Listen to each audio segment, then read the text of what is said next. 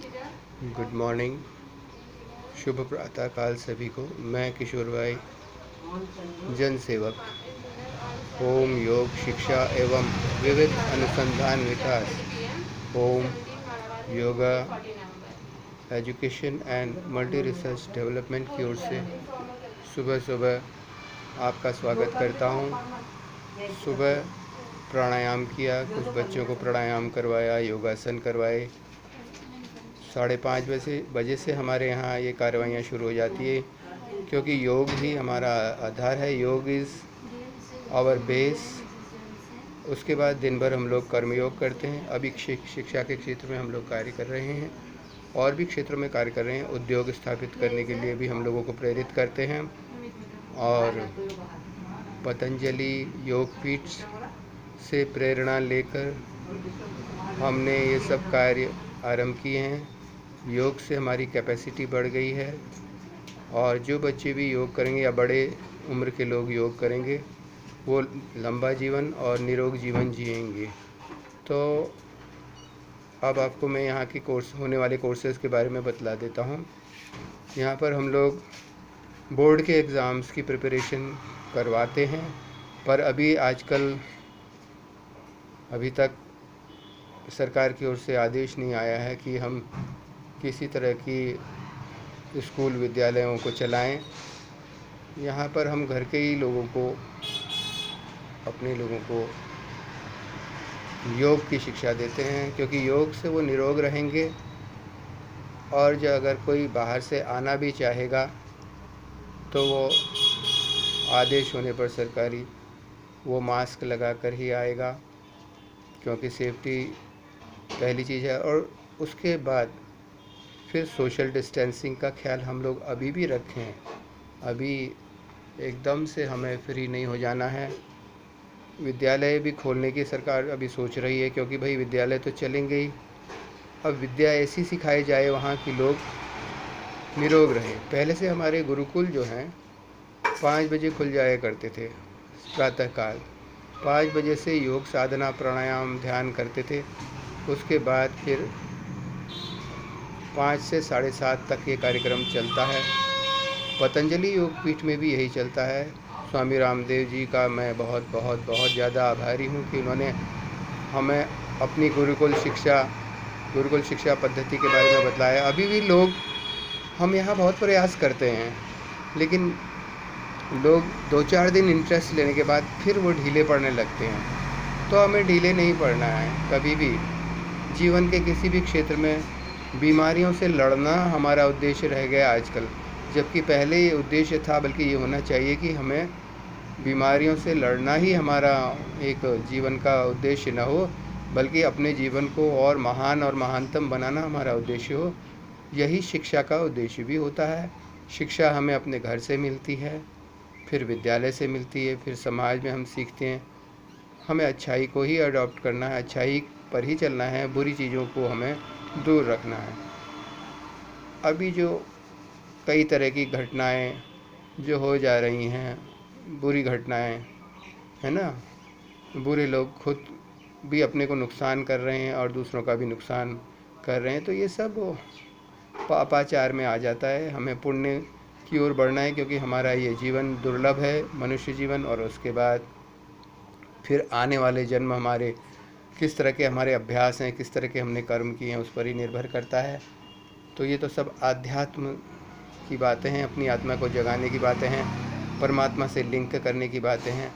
यहाँ हम जो लोग बहुत ज़्यादा बीमार हैं, शारीरिक रूप से कहीं इलाज नहीं हो पा रहा है, या थोड़ा बहुत बीमारी के लक्षण, सर्दी जुकाम भी जिनको लग रहा है, तो वो यहाँ आए हमारे पास योग केंद्र में। हल्द्वानी में दमवा ढूंगा क्षेत्र है ये। हाउस नंबर 317A 317A, 2 मंजिले में गुलाबी रंग की बिल्डिंग है। सामने हमारी सरकारी राशन की दुकान है। यहाँ पधारें, और बहुत हल्की सी फीस 2000 रुपया मात्र में हम यहाँ लोगों का जीवन बनाते हैं। जबकि योग से जो जीवन आपको मिलता है, उसकी कीमत करोड़ों रुपयों से भी ज़्यादा होती है। वो भी हम इसलिए लेते हैं कि यहीं के कार्यों में, हम योग के शिक्षा के अच्छे कार्यों में, वर्तमान जो परिस्थितियाँ चल रही हैं, सब लोग परेशान हैं। कुछ लोग सोच रहे हैं स्कूल खोलें न खोलें, खुलवाएं। सरकार के लिए भी तो प्रॉब्लम है।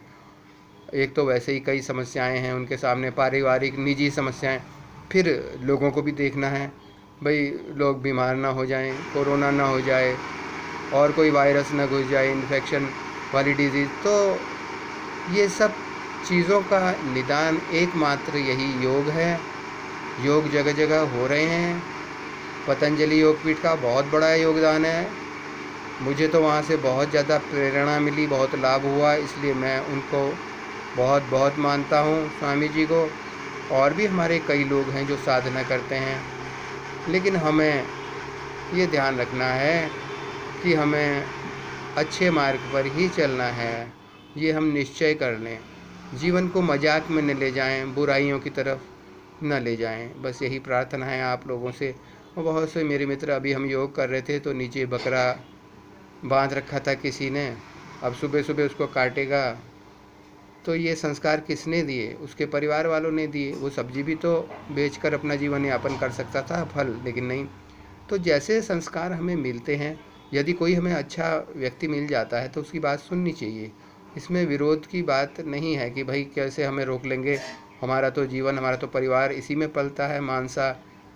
हार करने वाले जो हैं वो लोग हैं, तो उनके लिए हम ये सब करते हैं कार्य।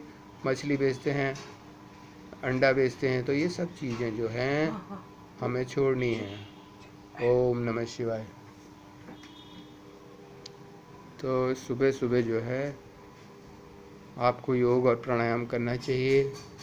रात्रि सोने के लिए होती है, रात को आप सो जाएं और प्राणायाम, योग, ध्यान आपको करना चाहिए। यहाँ आप आएँ, 2000 रुपया मात्र फीस में हम आपको करवाते हैं। उसके बाद जो जितना देना चाहे। हम चाहते हैं कि बड़ी गौशाला भी बनाएं। बाबा जी हमारे स्वामी जी से प्रेरित हैं हम। गाय का प्योर दूध हम भी चाहते हैं, हम भी इस क्षेत्र में कार्य करें।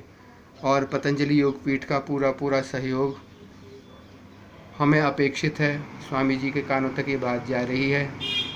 हम चाहते हैं कि वो हमें सहयोग करें, क्योंकि हमारे परिवार में जो व्यापार है वो होटल का कार्य करते रहे, योग वहाँ नहीं रहा ज़्यादा। लेकिन मुझे तो इसी से प्रेरणा मिली। मैं भी चाहता हूँ कि इस क्षेत्र में कार्य करूँ। और पतंजलि से मुझे बहुत बहुत आशाएं हैं, स्वामी रामदेव जी से, जिन्होंने कि बहुत बड़े बड़े कार्य किए हैं। हम उनसे भी सहयोग अपेक्षित करते हैं।